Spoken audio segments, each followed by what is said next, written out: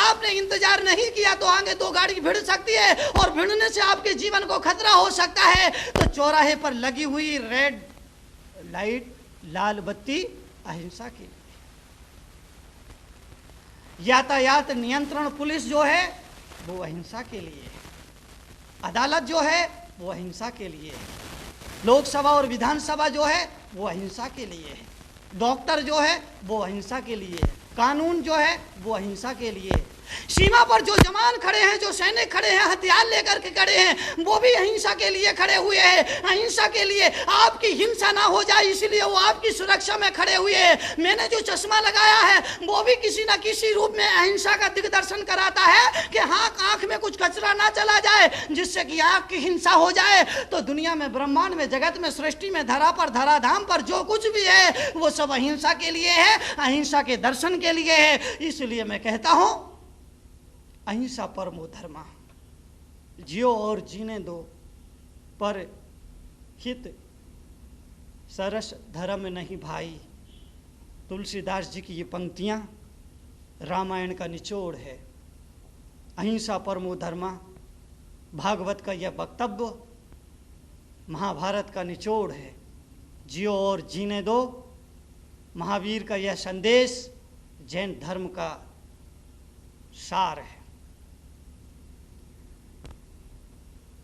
इस ब्रह्मांड में, इस प्रकृति में मनुष्य सबसे ज्यादा समझदार प्राणी है, लेकिन आज मनुष्य ने अपनी समझदारी का परिचय देना बंद कर दिया है। मनुष्य जानबूझ करके अंधा हो रहा है, अंधा होकर के आंखों पर पट्टी बांध ली है। अरे ये दुनिया अंधी नहीं, अंधी होती तो चल जाती है। ये दुनिया कानी हो गई है, अंधी भी हो गई है और कानी भी हो गई है। एक तरफ तो ये दुनिया धृतराष्ट्र की तरह अंधी है और दूसरी तरफ ये मंथरा की तरह कानी है। इसलिए विषम स्थितियां निर्मित हो रही है। इस मुल्क का ज्ञानी आचार्य कहता है कि हिंसा पूरे जगत के लिए एक समस्या बन गई है। देश में आज आतंकवाद, उग्रवाद बढ़ रहा है। आदमी आदमी को निगल जाने के लिए तैयार हो रहा है। ये भयानक स्थिति है। मनुष्य के साथ घटने वाली एक दुर्घटना है। इस पर रोकथाम के हमें इंतजाम करना पड़ेंगे। गाय जिसका हम दूध पिया करते हैं, गाय जिसको हम गोमाता कहा करते हैं, गाय जिसमें हमने अनेक देवी देवताओं के अस्तित्व को स्वीकार कर लिया है, उस गाय की हत्या अगर इस देश में होती है, इस मुल्क में होती है, तो ये हमारे लिए शर्म की बात है, ये हमारे लिए चिंता का विषय है। अरे हमने गाय को गोमाता का दर्जा दिया है। एक वो माँ होती है जिसके उदर से हम जन्म लेते हैं और जिसका दूध पी करके हम बड़े होते हैं, लेकिन उस माँ का दूध हम 4-6 महीने, साल, 1.5 साल ही पिया करते हैं। वो माँ फिर हमें दूध पिलाना बंद कर दिया करती है। फिर आदमी जिंदगी भर उस गाय का दूध पीता है और गाय के दूध पी करके अपने पैरों पर खड़ा होता है, चलना सीखता है और ऊर्जा को प्राप्त करता है। उस गाय की हत्या भारत जैसे धर्म प्राण देश में निश्चित ही हमारे लिए एक चिंता का विषय है। गोहत्या भारत जैसे देश में एक कलंक है। भारत के माथे पर लगा हुआ एक काला कलंक, इस पर प्रतिबंध लगना चाहिए। गो हत्या पर प्रतिबंध लगना चाहिए, पशु हत्या पर प्रतिबंध लगना चाहिए। और जब गाय की हत्या पर प्रतिबंध लगेगा, अरे आदमी अगर जिंदगी भर आदमी किसी के यहाँ पानी भी पी लिया करता है, तो आदमी जिसका उसने पानी पिया है वो एहसानमंद हो जाता है, उसका ऋणी हो जाता है, उसका कृतज्ञ हो जाता है।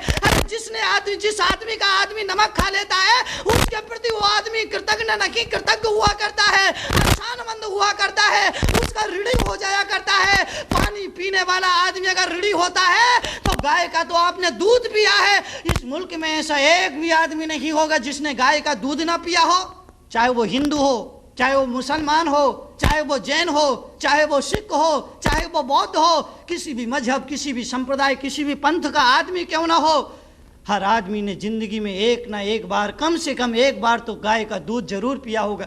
जिसका तुमने दूध पिया उसी गाय की हत्या के लिए तुम तैयार हो जाते हो, उस गाय की हत्या के लिए, उस गाय की हत्या के लिए तैयार हो जाते हो। चंद रुपयों के लिए कसाई को बेच दिया करते हो, चंद रंग बिरंगे कागजों के लिए बूचड़ खाने की तरफ हाँक दिया करते हो। तो याद रखना, वही हत्यारा नहीं है जो उस गाय के गले पर छुरी चलाता है, वो भी हत्यारा है जो चंद रुपयों के लिए उस गाय को किसी कसाई के हाथों में बेच दिया करता है और बूचड़ खाने की तरफ हाँक दिया करता है। वो आदमी भी हत्यारा है, वो आदमी भी हत्या के दोष में जिम्मेदार है।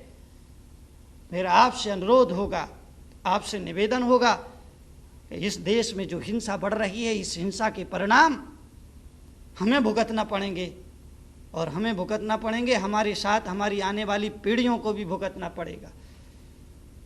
हम कम से कम अपनी पीढ़ियों के बारे में तो सोचें।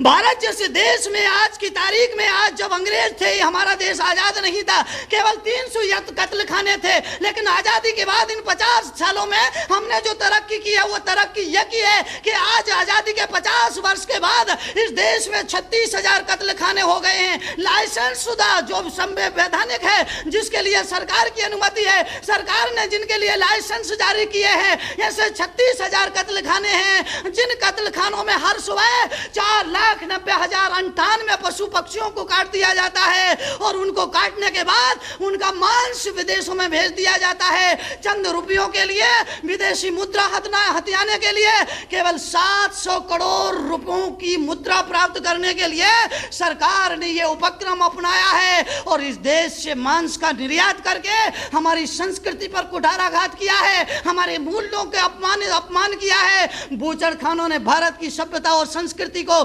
तहस नहस कर दिया है। इसलिए इन बूचड़ खानों पर प्रतिबंध लगना चाहिए, कत्ल खानों पर प्रतिबंध लगना चाहिए, और बूचड़ खानों के लिए सरकार जो अनुदान देती है उस अनुदान पर प्रतिबंध लगना चाहिए। और जो इस देश से मांस का निर्यात हो रहा है वो मांस का निर्यात प्रतिबंधित होना चाहिए, तब जाकर के इस देश में अहिंसा की जय घोष होगी। रामकृष्ण, बुद्ध और महावीर की सरजमी पर अहिंसा का जय घोष होगा, और अहिंसा का जय घोष होगा तो भारत का नाम दुनिया में ऊंचा होगा, भारत की प्रतिष्ठा दुनिया में बढ़ेगी।